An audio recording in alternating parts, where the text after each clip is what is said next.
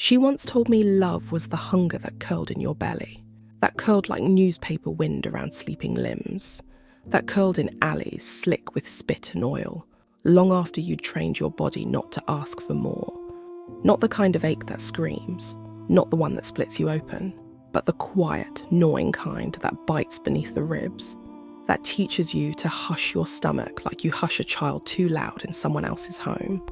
She said love was served to the chosen, to the clean-handed, to the soft-spoken, to those born with keys in their pockets, with roofs that never leaked, with names someone bothered to whisper with kindness.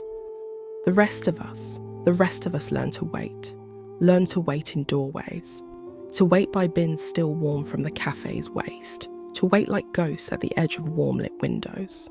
We learn to smile through hunger, to call it grace when someone dropped a glance, a word, a half-smoked cigarette, a crust of bread they didn't mean to share. She didn't ask for seconds, didn't ask to be fed, didn't ask to come inside, just sat on the curb with a blanket that wasn't hers, with shoes that didn't fit, as if needing was something shameful, as if wanting warmth meant you hadn't earned it. I saw her once beneath a flickering off-license sign, rain running off the awning like it was washing the world clean of her, and she said, I've eaten love off rusted knives, off takeaway lids, off cardboard plates still smelling of someone else's dinner.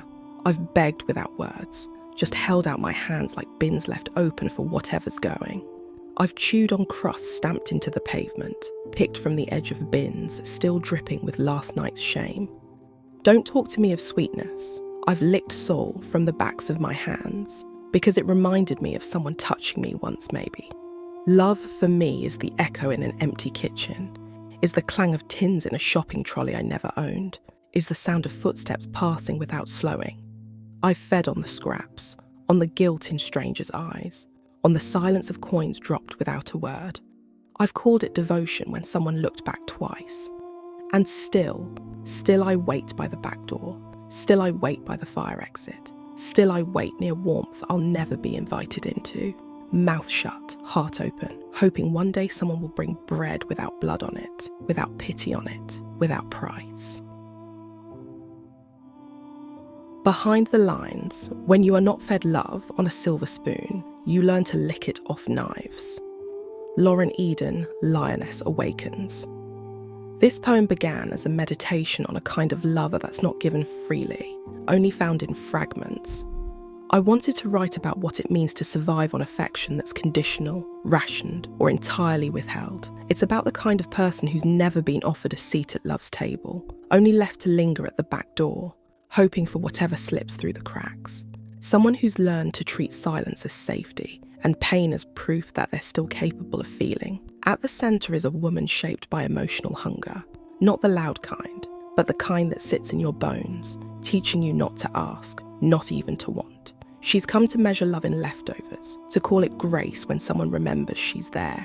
Her world has taught her that love is a luxury, not a right. And yet, she waits, not with expectation, but with resilience. She doesn't dream of grand gestures, only of bread without blood, kindness without consequence. What stayed with me as I wrote was how quietly brutal this kind of life can be. There's no drama here, just the sharp edges of ordinary survival, a woman learning to feel full on scraps, to dress neglect in patience, to find reverence in being remembered. The heartbreak isn't that she's been starved, it's that she's convinced herself the scraps were enough. This poem sits in that fragile space between need and shame, where longing is dangerous and stillness is protection. But even there, something soft persists, a flicker of hope that one day love might arrive untainted, offered, not earned, shared, not scavenged.